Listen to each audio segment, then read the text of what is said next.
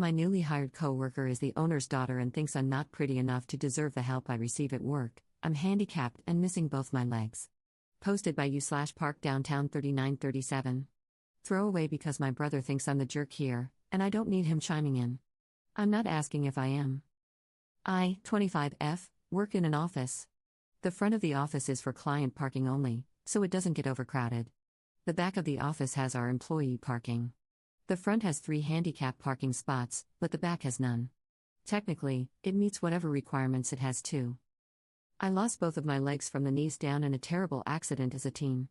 I had to relearn how to walk, deal with constant pain, and can't go long distances. Carrying anything heavy is also a big challenge. I've made it work with my prosthetics and occasionally use a wheelchair if my stumps really ache. That said, I never wear skirts or shorts. I don't like the stares, the questions, or the unsolicited advice. When I started working at my job, I asked if I would be parking out front, but my office instead gave me a reserved parking spot next to the back door. They even hung a little sign marking it as reserved. After working there for a while, I suggested to management that they add a handicap spot or 2 in the back, but they declined, saying there wasn't a need for it because I had my reserved spot. I figured they would reserve another spot for anyone else who needed it, just like they had a temporary reservation area for any pregnant coworkers. Last week was rough. One of my legs had splintered, it's the best word I have to describe it, after a bit of a fumble on my part. So I had no choice but to use the wheelchair until I could get my replacement. Since I dislike being legless, it makes me very self-conscious. I still wore my prosthetics. I pulled into the back parking lot to see my spot taken by a pretty little car. I'm a sucker for green. The front parking was also full, so all that was left was the parking in the way back. Instead, I just turned around, pulled into the front client parking area, parked, hung up my placard, and went inside. I immediately found my boss and explained about my leg, the parking situation, and what I had done. He wasn't pleased that someone had taken my spot and told me to just get to work while he looked into it. Around lunchtime, he found me and explained that it was the owner's kid. She had just started working here and didn't know about the parking. He said she wouldn't be parked there again tomorrow.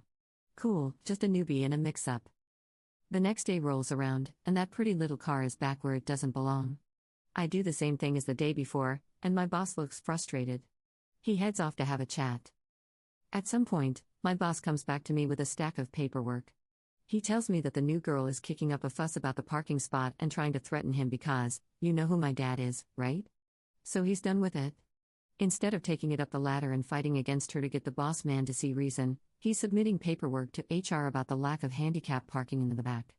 Since I started working here, HR and our accessibility department have changed hands, and he knows there are a few people there who are very accommodating. I filled out the paperwork, and he took it from there. For the rest of the week, I had to park in the front, and everyone was getting annoyed with it for one reason or another, either complaining about special treatment for me or getting angry at the new girl for kicking out someone who actually needed the parking spot. A lot of people started giving her the cold shoulder, and she couldn't understand why. More people have been checking on me and offering to help carry things. She saw this and decided that I'm not pretty enough for that kind of attention and that I'm unprofessional. This morning, I checked the back again, and her little car was parked all the way in the back. In my old reserved spot, there's now a bright and shiny handicap sign. I rolled in to hear her loudly complaining to the front-end staff, demanding they set a time for her to meet with her daddy today because she can't be bothered to walk across a parking lot on perfectly healthy legs, judging by her skirt and heels. I would trade our legs in an instant so she could keep the damn parking spot. Sorry, I guess I needed to vent a little. And I'm worried about what she might say to her daddy and how it will affect me. Relevant comments. Commenter. Someone can correct me if I'm wrong, but aren't businesses required to have at least one handicapped spot? Anyways, screw your brother for saying you're the jerk. If anyone is, it's the owner's kid and your brother. Commenter 2. The last time I checked, you needed one handicap accessible spot for every 25 parking spots. So if you have 100 spots, 4 must be handicap accessible. If you have 76 spots, 4 must be handicap accessible. Update 1 day later. I appreciated the kind words about my annoying little rant yesterday. My brother can be pretty hard to deal with, as he has a very difficult time understanding others. Maybe he didn't get enough hugs as a kid, who knows? I know not a lot of people are looking for an update, but it felt nice to have a few people on my side. That said, nothing really happened yesterday. It wasn't until I was home from work that things started to pick up. My boss called after hours. He never does this, and strongly suggested that I wear a skirt to work tomorrow and then leave early for an appointment, with time off that he had approved. When pressed, he said he really couldn't go into details because my reactions would reveal too much. I asked if there was any way to get out of wearing the skirt, and he suggested bringing a blanket to drape over my legs. My boss has never asked me for anything like this before, but I had the feeling it was to drive home a point. So, against my own feelings, I wore the skirt and went into work today. I placed the blanket over my legs in my office and worked until I was called in for a surprise meeting with my boss, the owner, and HR. My boss gave me a pointed look at my legs before we entered the meeting, so I put the blanket on the back of my wheelchair. The owner looked absolutely annoyed to be there, borderline angry, and stood up to say something but seemed to freeze. I could hear his teeth click as he shut his mouth. He went to stare out the window while we, HR, my boss, and I discussed his daughter's actions and words. Apparently, a few people had submitted complaints about her on my behalf. The owner asked only one question the entire time: "How long have you been? Well, when did you lose your legs?" I answered and offered proof, but my boss said it was already on file for my accommodations and could be checked there. The owner stormed out after that. HR thanked me for my time and sent me back to my office. By noon, I was leaving, and the owner's daughter was packing up her space, crying while her father stood over her with the darkest expression I had ever seen on him. He frustrates easily but hardly ever yells. I can count on one hand how many times he has. He was shouting at her the entire time she packed.